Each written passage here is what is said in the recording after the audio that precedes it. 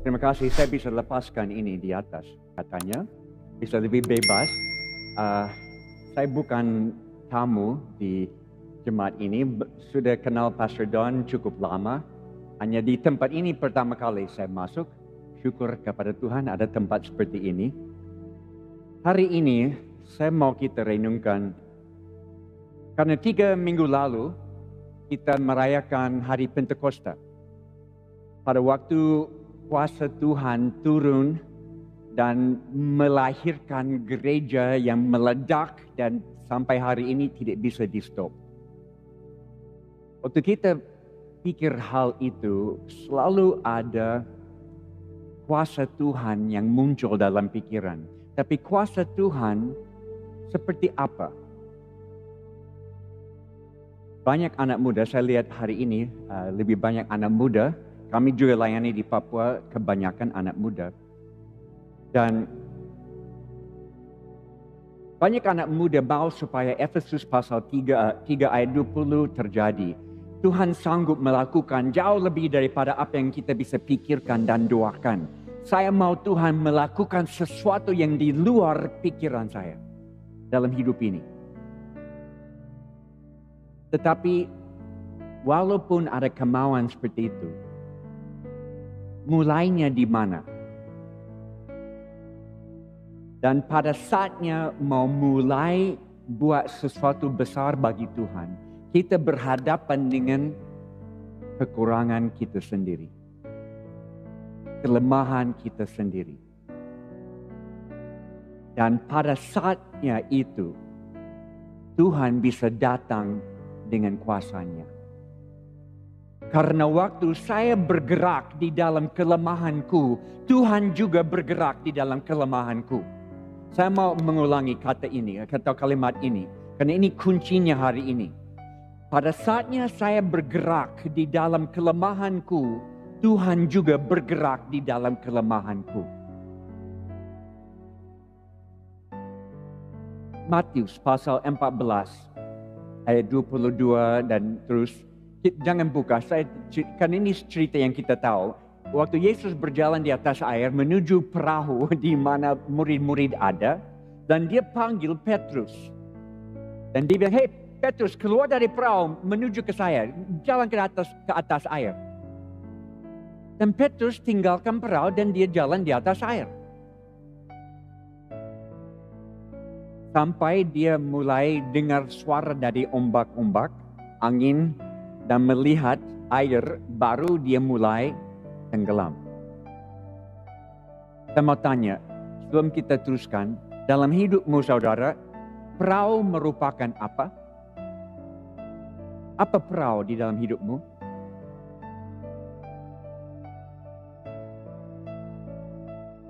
Daerah nyaman. Yang kita tahu bisa berfungsi di dalam kondisi seperti ini. Situasi seperti ini, saya bisa hidup efektif. Saya bisa hidup berkemenangan dan saya bisa efektif dalam pelayanan kepada orang lain. Ya, saya tahu itu perahu. Daerah nyaman. Air seperti apa dalam hidupmu? Apa air? Air merupakan apa? Situasi, tantangan yang sehari-hari kita menghadapi. Dan banyak dalam pandemi COVID ini yang kita hadapi. Bali mungkin dapat 10 kali lipat tantangan daripada daerah lain. Selama kita siap keluar dari daerah nyaman,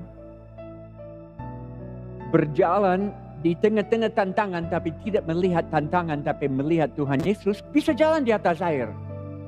Sesuatu yang luar biasa bisa jadi. Tapi pada saatnya kita terfokus kepada tantangan-tantangan, air itu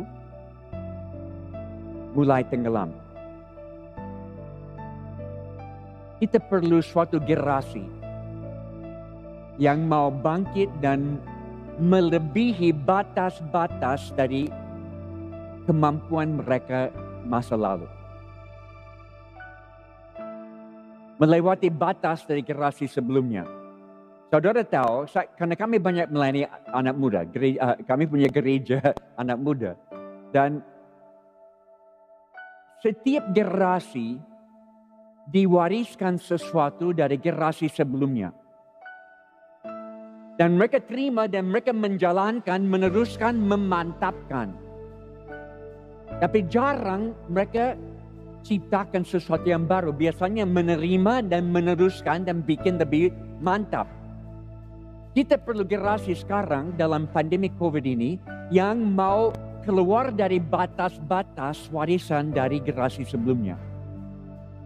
Atau dalam kata lain, biasanya dalam bahasa Inggris kita pakai istilah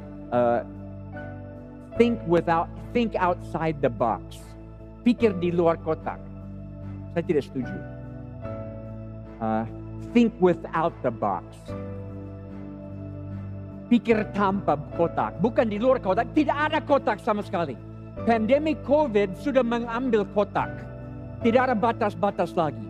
Kita bebas untuk pikir secara gila. Di sini tahu istilah gila? Ini terlalu sopan pagi ini. Gila, G-I-L-A. Generasi ingin lawatan Allah. Itu yang kita perlu sekarang. Suatu generasi yang mau mimpi gila, kreatif di luar kotak yang tidak ada sebetulnya. Ini saya pakai istilah sekarang. Saya tidak dengar, saya ciptakan. Generasi TAP, T-A-P. Generasi transformasi akhir pandemi. Generasi transformasi akhir pandemi. Generasi TAP. Itu yang kita perlu. Transformasi segalanya. Tidak ada kotak lagi. Oke, transformasi pujian penyembahan. Dan jangan tersinggung. Karena transformasi pujian penyembahan sekarang, pujian penyembahan tidak ada hubungan dengan musik yang mantap, lighting yang bagus, dan gedung yang luar biasa. Tapi transformasi pujian penyembahan berarti saya memuji Tuhan di pasar waktu beli ikan di pasar. Saya memuji Tuhan waktu jalan di pantai. Saya memuji Tuhan waktu baru bangun ada di mandi air dingin, memuji Tuhan. Dimanapun, kapanpun saya punya hubungan memuji Tuhan. Transformasi pujian penyembahan yang tidak dikotakkan lagi dalam satu acara. Saya pikir Bali akan penuh pujian dari Tuhan. Dan akan sangat lain dari yang lama. Oke, pujian transformasi doa.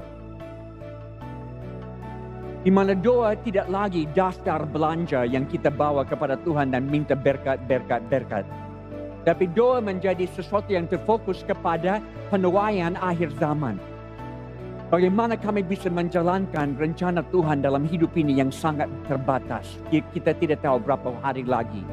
Dan doa untuk penuaian, bukan untuk kesenangan kami lagi. Doa untuk mereka yang belum percaya, doa bersama mereka yang tidak percaya.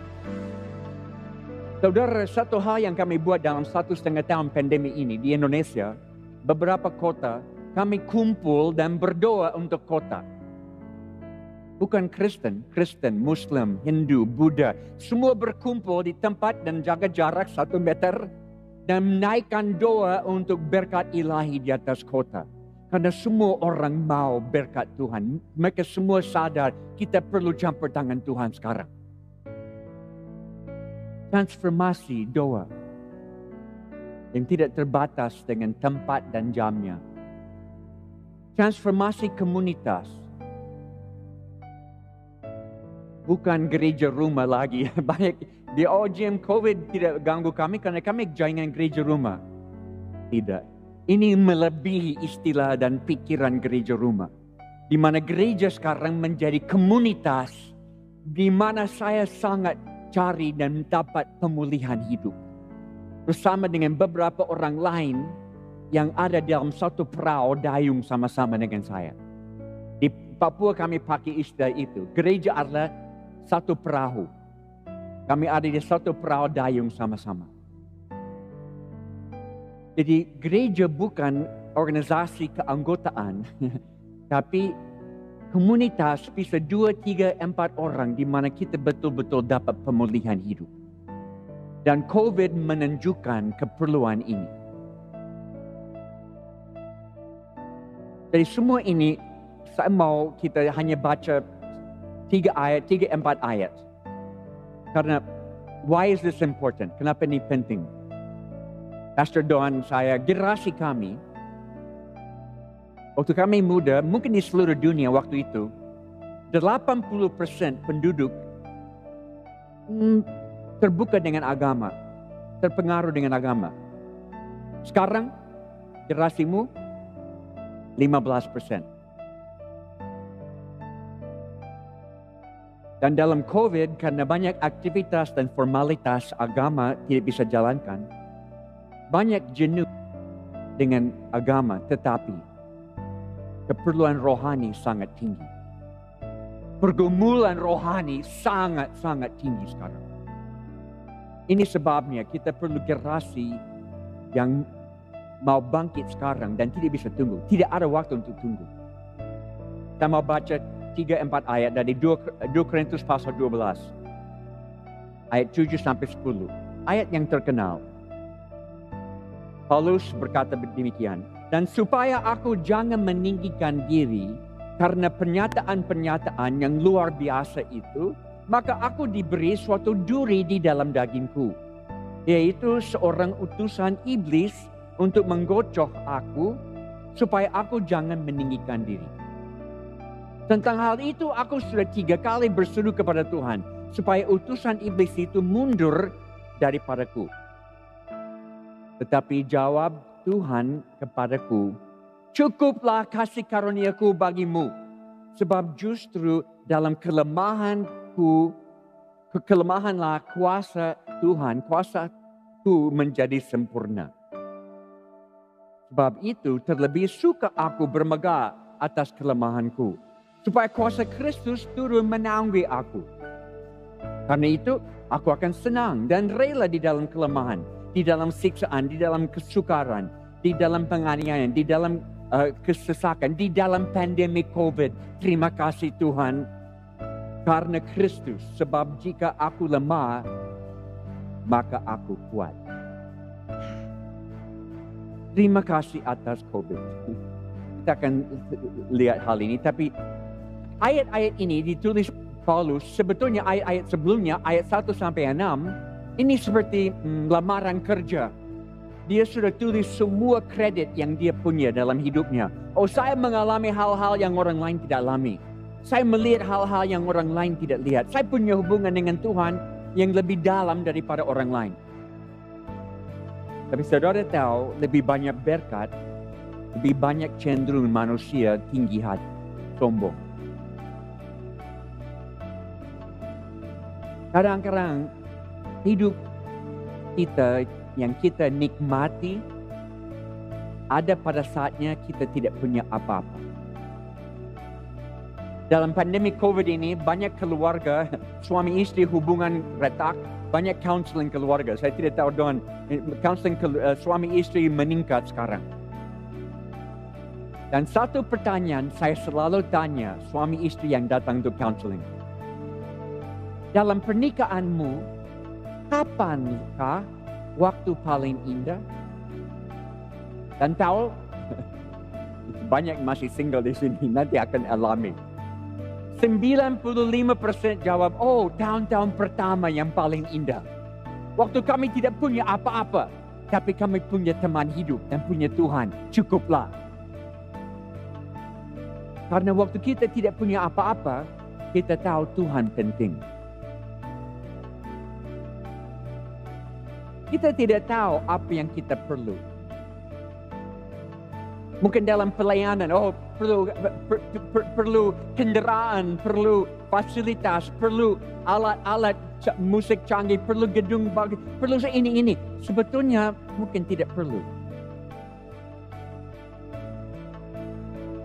Atau pribadi, saya rasa perlu ini. Di Papua banyak anak muda bilang, Jim, saya tidak bisa maju karena saya lahir di pedalaman. Kalau saya lahir di kota, saya dapat banyak kesempatan seperti anak lain, saya bisa maju. Tidak.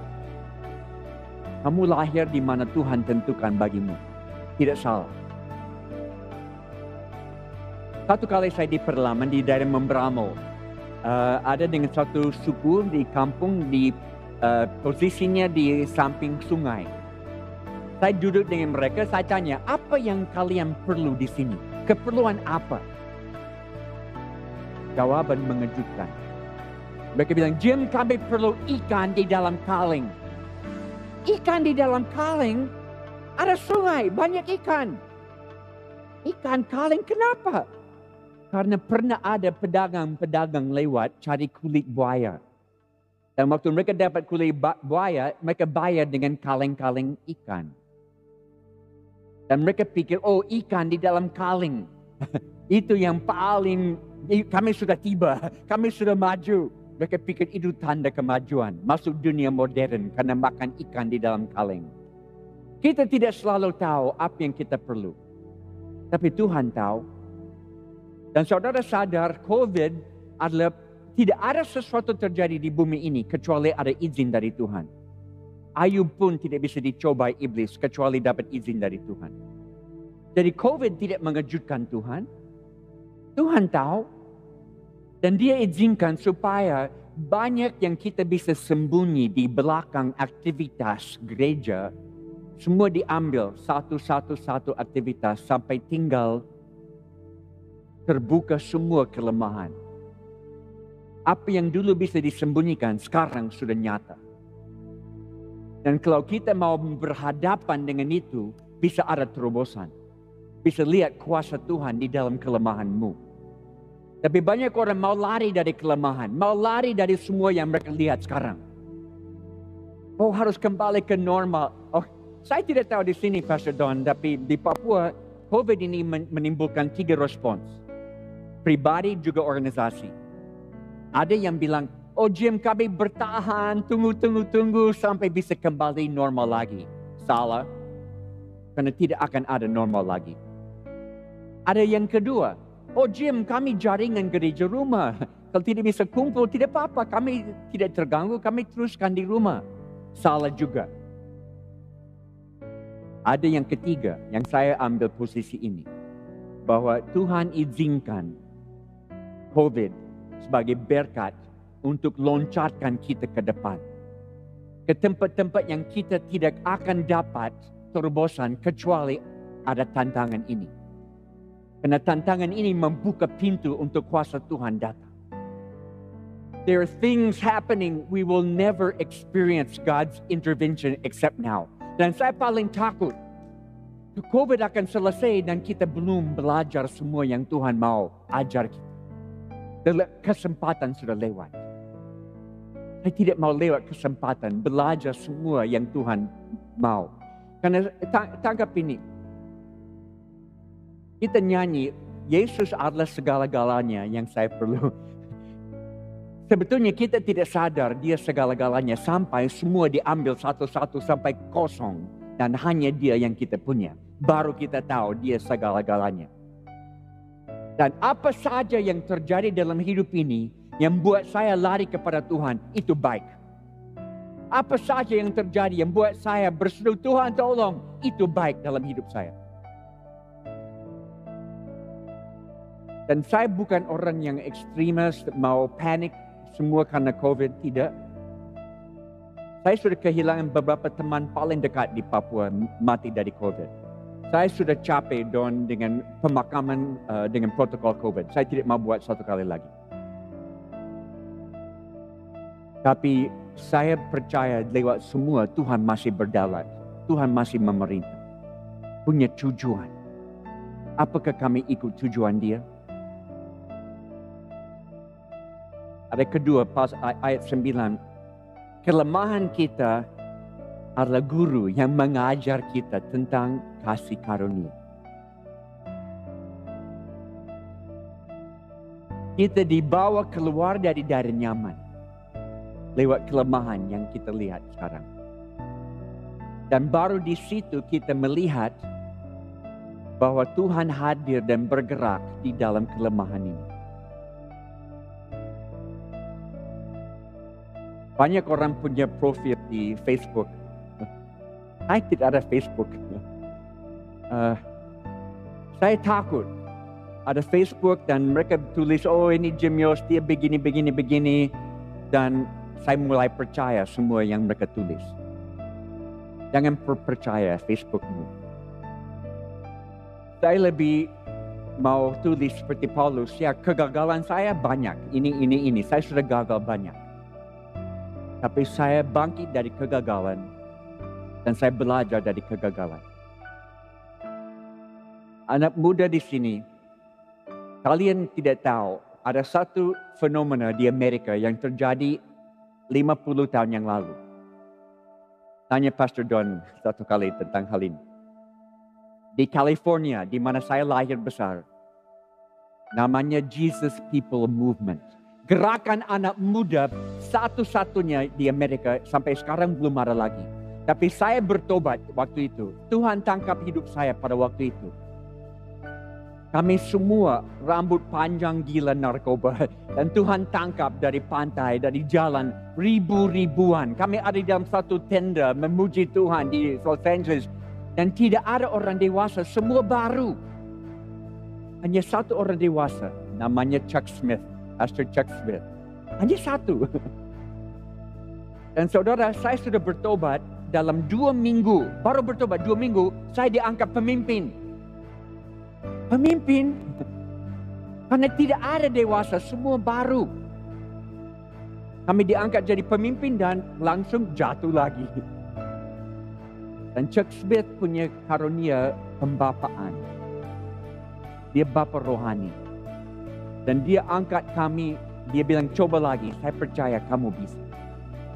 Dan lewat banyak kegagalan kami bangkit dan belajar. Bisa tangkap ini. Sekarang ada generasi di Indonesia yang takut gagal. Di jemaat kami di Papua, 1000 anak muda. Kami bangkit berdiri, ayo angkat tangan, semua angkat tangan. Dan kami berseru, takut it's okay. Takut it's okay. Gagal it's okay. Don't be afraid to fail. Jangan stop. Dan kelemahan kita sekarang mengajar kita mengenai kasih karunia Tuhan selalu cukup. Jadi saudara, ada 2 prinsip bekerja di sini. Kita bersiap-siap sungguh-sungguh, seolah-olah semua bergantung pada kami. Dan kita bergerak seolah-olah semua bergantung kepada Tuhan. Jadi dua-dua, kita buat bagian kita, Tuhan buat bagian dia, dan kita lihat sesuatu terjadi. Perlu kasih karunia untuk keselamatan. Perlu kasih karunia setiap langkah dalam hidup ini sampai hari terakhir bertemu dengan Tuhan Yesus muka dengan muka nanti di surga. Yang berikut ayat 9-10, respons kita terhadap kelemahan adalah kunci yang membuka pintu untuk pertolongan Tuhan datang. Wow, respons kita terhadap kondisi ini, kelemahan yang kita lihat, itu kuncinya. Saudara, ada banyak orang tanya, Jim, apa kuncinya orang bisa terima kelimpahan dari Tuhan? Berkat kelimpahan dari Tuhan. Apa kuncinya? Oh, saya selalu jawab. Dia harus siap terima kerugian dulu, baru siap untuk terima keuntungan. Siap rugi dulu, baru dapat kelimpahan. Saya sudah rugi semua 3 kali dalam hidup saya. Kehilangan semuanya. Kehilangan semua pelayanan, semua nama baik, semua aset diambil orang lain. 3 kali saya kehilangan semua. Dan mulai dari nol. Setiap Januari masuk tahun baru, Tuhan selalu tanya, apakah Jim siap kehilangan semuanya sekali lagi? Dan saya harus jawab, ya Tuhan, saya siap. Karena kasih karunia Tuhan cukup bagi saya.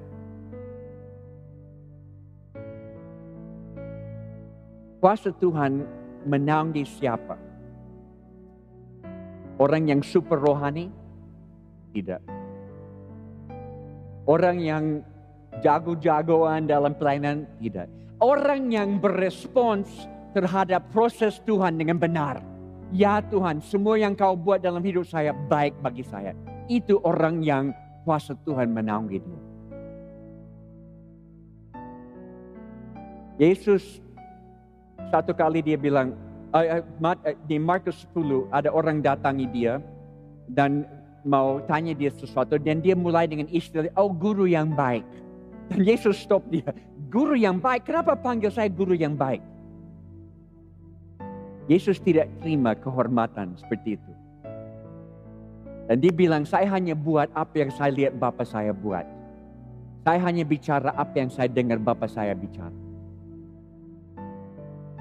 Karena Galatia 2 ayat 20, saya sudah mati dan hidup. Sekarang saya hidup di Kristus. Saya sudah mati bersama Kristus. Sekarang saya hidup di dalam Dia. Ini kalau saya sudah mati, COVID tidak akan menakutkan.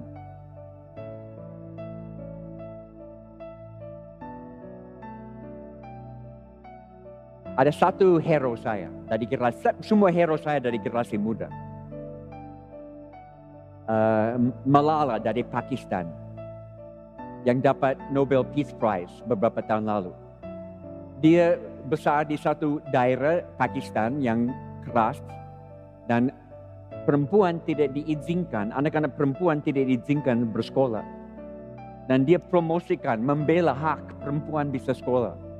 Dan satu hari ada orang datangi dia dengan senjata dan tembak dia di muka. Dan dia hidup, tidak mati. Dan ini yang dia katakan. Mereka bisa ambil nyawa saya, tapi mereka tidak bisa ambil impian saya. Mimpi saya. Ini yang saya mau lihat dari generasi muda. Yang tidak takut apapun. Dan punya mimpi yang mau jalankan apapun harganya. Saya akan bermegah di dalam kelemahanku. Saya akan rangkul kelemahanku. Saya akan bertemu Tuhan di dalam kelemahanku. Saya mau akhir dengan beberapa kesaksian, cerita dari hidup saya. Karena saya tidak berani bicara sesuatu yang saya tidak belajar sendiri dulu.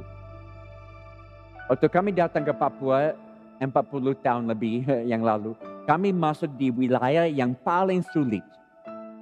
Karena saya dan istri punya moto hidup bersama. Kami nikah, tinggalkan Amerika, baru nikah bulan Maret di Amerika, di Papua. Dan kami punya moto, kami mau buat pelayanan yang orang lain tidak mau buat atau tidak bisa buat. Kalau orang lain bisa buat, silakan. Saya mau buat pelayanan yang orang lain tidak mau. Jadi kami cari di Papua mana suku paling terisolir, yang tertinggal. Dan itu di Perlaman, di selatan, daerah rawa, nyamuk banyak, malaria hebat. Angkatan Laut dari Amerika sudah buat penelitian dan mereka menemukan malaria paling ganas di seluruh dunia di Papua, di tempat kami. 2 minggu di hutan kami ada, saya dapat hadiah datang ke Papua, malaria. Welcome Papua, malaria. Bukan malaria ringan, malaria 4+4, panas tinggi, muntah-muntah, menggigil, tulang rasa mau hancur, konvulsi, harus dievakuasi dengan pesawat air, dibawa keluar, sembuh kembali, sakit lagi. Setiap bulan sakit. 1 tahun sakit, 2 tahun sakit, 3 tahun sakit terus. Sampai saya tanya Tuhan, apakah saya punya panggilan untuk sakit? Karena saya tidak punya teologi penderitaan. Di Amerika kami punya teologi kemakmuran, tapi tidak ada teologi penderitaan. Saya harus belajar itu di Indonesia. Terima kasih. Di mana saya percaya Tuhan mau menyembuhkan. Saya akan doakan orang sakit. Tapi kadang-kadang dengan tujuan yang Tuhan tahu, dia delay, dia tunda kesembuhan. Supaya kita bisa mencerminkan Yesus kepada banyak orang. Dan saya tidak tahu, sampai ada gerakan 80% suku kami sudah percaya Yesus. Gerakan besar. Dan saya ada di satu rumah tradisional dan kami bakar sagu di api dan ada satu bapa bilang, Jim, kami lihat Jim sakit terus 1 tahun, 2 tahun, 3 tahun pertama. Masih ingat? Oh ya, saya ingat, tidak bisa kembali. Tidak bisa lupa hal itu. Mereka bilang, Jim, kami lihat Jim sakit, dievakuasi keluar dengan pesawat. Kami pikir dia tidak akan kembali di sini. Tapi kembali. jatuh sakit lagi, dibawa keluar. Kami pikir dia tidak akan kembali. Tapi kembali. Ini mulai bicara kepada hati kami bahwa Jim bawa berita yang begitu bagus. Kami harus dengar ini. Bisa tangkap ini? Tuhan pakai penderitaan dalam hidup saya sebagai persiapan bagi Injil dalam hidup mereka. Dan kalau saya bisa sakit supaya satu suku datang kepada Tuhan, why not? Kenapa tidak? Karena tujuan hidup ini bukan kesenangan saya. Bukan kepuasan saya. Tapi mau memenuhi panggilan Tuhan. Saya mau akhir dengan ini. COVID. Waktu COVID datang ke Papua, kami gereja pertama yang tutup. Kami gereja terbesar di Papua. Semua anak muda, sekitar 1,000 anak muda. Semua dari latar belakang yang kacau. Mengasihi Tuhan dengan segenap hati.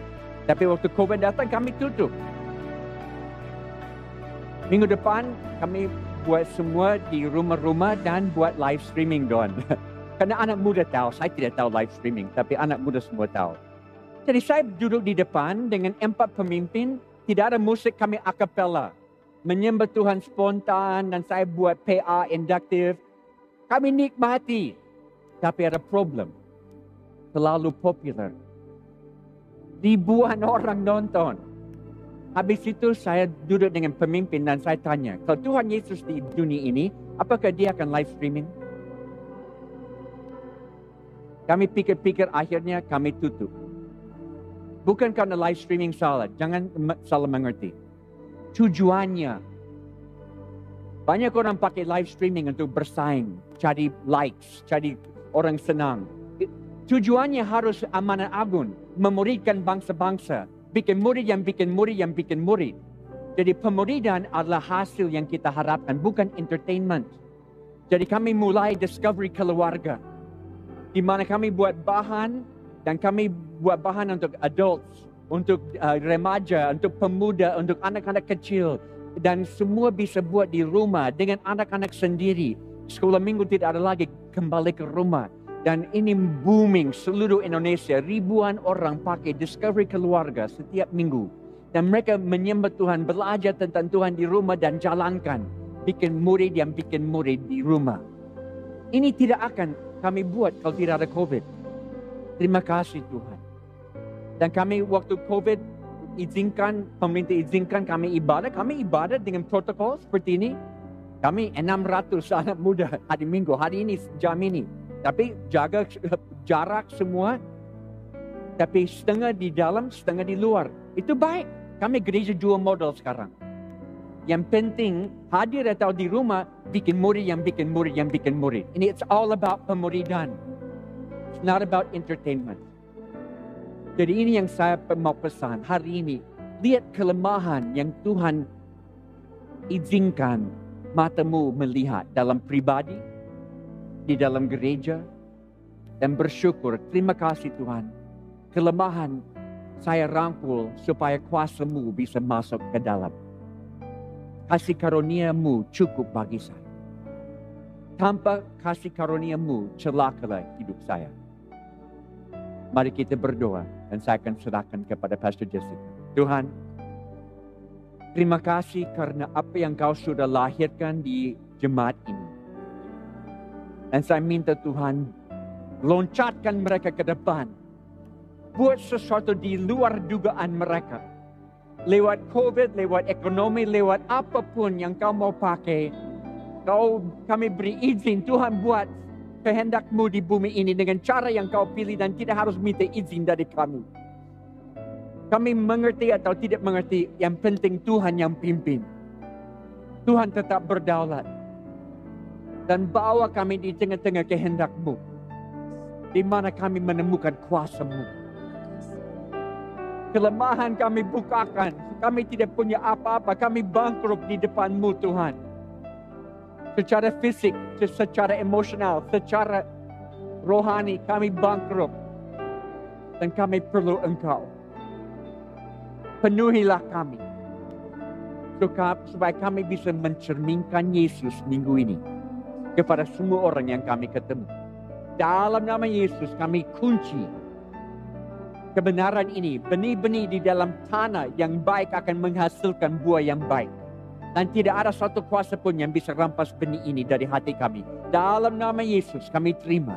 Dalam nama Yesus kami janji kami akan berlaku firman-Mu. Haleluya. Amin. Sama-sama kita bangkit berdiri saudara. Terima kasih Pastor Jim Yos atas